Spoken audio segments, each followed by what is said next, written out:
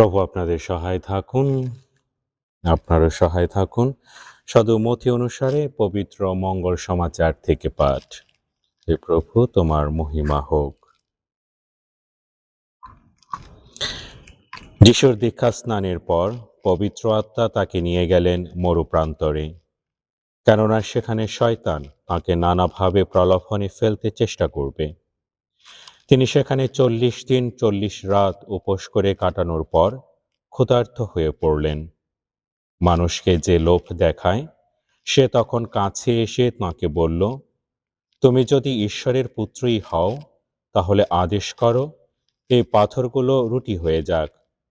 উত্তরে যিশু তাকে বললেন, কিন্তু শাস্ত্রে যে লেখা আছে, শুধুমাত্র রুটি খেয়ে নয়, বরং ঈশ্বরের শ্রীমুখ উচ্চারিত প্রতিটি বাণীকে সম্বল করেই মানুষকে বেঁচে থাকতে হয়।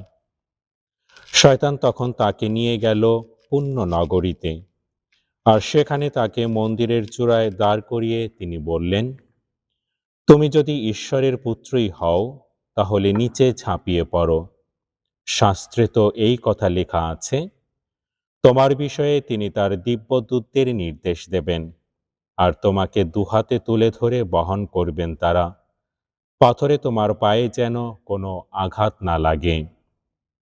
তখন যিশু উত্তর দিলেন, শাস্ত্রে এই কথাও তো লেখা আছে, তোমার ঈশ্বর স্বয়ং প্রভুকে কখনো পরীক্ষা করতে যেও না। শয়তান তখন তাকে আবার নিয়ে চলল, তাঁকে এবার আনলো একটা খুব উঁচু পাহাড়ের ওপর। পৃথিবীর সব রাজ্য ও সেই সব রাজ্যের ঐশ্বর্য তাঁকে দেখিয়ে সে বলল, দেখো, সবই তোমার হাতে তুলে দিচ্ছি, তুমি শুধু ভূমিষ্ঠ হয়ে আমাকে একবার পূজা করো। যিশু তখন তাকে বললেন, দূর হও শয়তান, শাস্ত্রে তো লেখা আছে, তোমার ঈশ্বর স্বয়ং প্রভুকেই পূজা করবে, একমাত্র তাঁরই আরাধনা করবে। তখন শয়তান তাকে ছেড়ে চলে গেল, আর তখনই একদল স্বর্গদূত এগিয়ে এলো, তার সেবা করতে লাগলেন। প্রভুর মঙ্গল সমাচার। খ্রিস্ট প্রভু, তোমার প্রশংসা হোক। শ্রোতাভাজন, প্রিয়জনেরা, ছোট্ট একটি গল্পের মধ্য দিয়ে শুরু করতে চাই। আর গল্পটি হচ্ছে আফ্রিকা মহাদেশের একটা সিংহীকে নিয়ে। আফ্রিকা মহাদেশে বলা হয়ে থাকে যে জঙ্গলের ভেতরে তাদের দুই ধরনের বিড়াল থাকে। একটি বিড়াল সিংহ হয়ে ওঠে, আর একটি বিড়াল হচ্ছে বড় আকারের বিড়াল হয়ে ওঠে। আর যখন একটি সিংহী, মা সিংহী, তার শাবকের মধ্য থেকে কোনটি সিংহ হয়ে উঠবে আর কোনটি বড় আকারের বিড়াল হয়ে উঠবে, বন্য বিড়াল, তা পরীক্ষা করার জন্য একটা ছোট গর্তের কাছে তার শাবকদের নিয়ে যায়। আর যখন শাবকগুলো একসাথে খেলা করতে থাকে, তখন মা হঠাৎ থেকে পেছন থেকে তাকে আক্রমণ করে। যে সিংহটি, যে শাবকটি তখন মাটি আঁকড়ে ধরে সেই ভয়কে জয় করার চেষ্টা করে, আক্রমণকারীকে প্রতিহত করার চেষ্টা করে, সে হয়ে ওঠে আসল সিংহ। আর যে লেজ গুটিয়ে পেছন দিকে বা উল্টো দিকে পালিয়ে যায়, মা তখনই বুঝতে পারে এটি সিংহ হবে না, সে হয়ে উঠবে বন্য বড় আকারের একটি বিড়াল। ঠিক একইভাবে যদি আমরা আজকের মঙ্গল সমাচারের দিক দিয়ে এগিয়ে যাই, তাহলে দেখব যে প্রাচীনকাল থেকেই পুরাতন নিয়মে ঈশ্বর ইসরায়েল জাতি, তার মনোনীত জাতিকে বারে বারে পরীক্ষায় ফেলেছেন, এবং প্রতিবারই প্রায় ইসরায়েল জাতি ব্যর্থ হয়েছে সে পরীক্ষায় উত্তীর্ণ হতে। আর এই কারণেই তো আমাদের নতুন সন্ধির প্রয়োজন হয়েছে। আর আমরা দেখি নতুন সন্ধিতেও যিনি সেই সন্ধি বহন করলেন, তাকেও ঈশ্বর পরীক্ষার হাত থেকে রেহাই দেননি, বরঞ্চ তাকেও পরীক্ষিত হতে হয়েছে। তো আজকের মঙ্গল সমাচার, মথি রচিত মঙ্গল সমাচারের মধ্যে যিশু এই পরীক্ষার সম্মুখীন হওয়ার ঠিক পূর্বে তিনি জর্ডন নদীতে দীক্ষা স্নাত হয়েছেন। আর যখন সেই দীক্ষা জল থেকে তিনি উঠে এসেছেন, তখনই স্বর্গদ্বার উন্মুক্ত হয়েছে, এবং ঈশ্বর নিজে প্রকাশ করেছেন এই বাক্য দিয়ে যে ইনি আমার প্রিয় পুত্র, আমি ইনাতে সন্তুষ্ট। অর্থাৎ আমরা বলতে পারি যে ঈশ্বর তার নিজের পুত্রকে আমাদের সামনে পরিচয় করিয়ে দিয়েছেন এবং খ্রিস্ট হচ্ছেন তার মনোনীত সেই পুত্র বা মসীহ যাকে তিনি এই জগতে প্রেরণ করবেন বলে প্রতিশ্রুতি একদিন ইসরায়েল জাতিকে দিয়েছিলেন। তাই শ্রোতাভাজন প্রিয়জনের আমরা দুটো বিষয়কে দেখি, একটা হচ্ছে পরীক্ষা, অন্যটি হচ্ছে প্রলোভন। যদিও প্রাথমিকভাবে আমাদের কাছে মনে হয় যে এই দুটি হচ্ছে এক, কিন্তু আসলে দুটি এক নয়, একটা সূক্ষ্ম পরিবর্তন বা ফাঁক এখানে রয়ে গেছে।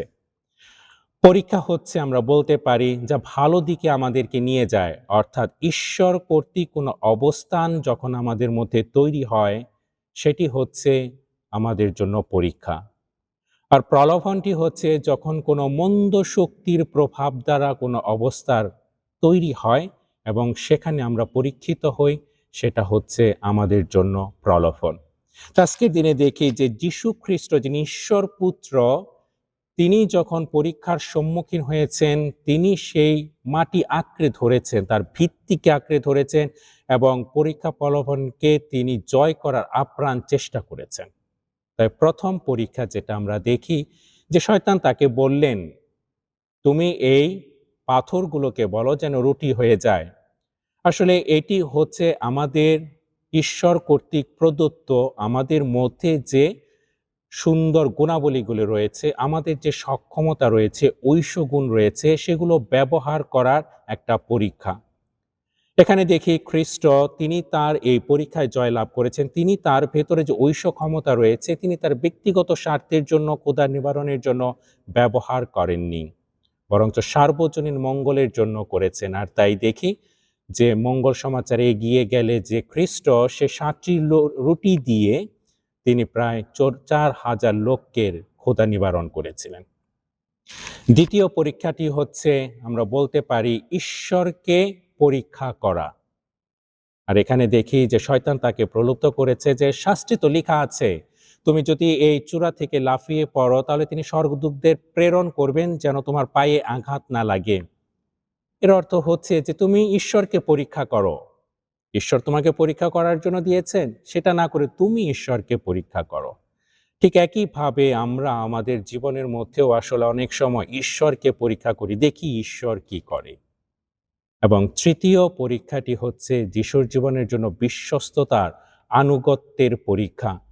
অর্থাৎ শয়তান তাকে চূড়ায় নিয়ে এই জগৎটাকে দেখিয়েছে, সম্পদকে দেখিয়েছে, যেন তাকে পূজা করলে সে সম্পদ তাকে দিয়ে দেবে। অথচ যিনি এই সম্পদ সৃষ্টি করেছেন, যিনি এই জগৎকে সৃষ্টি করেছেন, তিনি তার হাতে সেই সম্পদ তুলে দেওয়ার কথা বলেছেন। কত বড় একটা প্রলোভন! অর্থাৎ যিশু এই প্রলোভনকে জয় করার মধ্য দিয়ে এটা প্রকাশ করেছেন যে ঈশ্বরের বাক্যের উপর তার পূর্ণ বিশ্বাস আছে। তার অর্থ এটা নয় যে তিনি ঈশ্বরের বাক্যকে অবিশ্বাস করবেন। তাই বিশ্বাস হচ্ছে আমাদের জীবনে খ্রিস্টের প্রতি, ঈশ্বরের প্রতি আনুগত্য প্রকাশ। তাই শ্রোতাভাজন প্রিয়জনেরা, আজকের এই মঙ্গল সমাচারের মধ্য দিয়ে আমরা আমাদের নিজেদের প্রশ্ন করতে পারি যে আমি ঈশ্বরের কাছ থেকে পরীক্ষা পাচ্ছি না প্রলোভন পাচ্ছি? আর যদি প্রলোভন পেয়ে থাকি তাহলে সেটা আমি কিভাবে জয় করছি? আজকের দিনে ঈশ্বর আমাদের সেই আশীর্বাদ দান করুন।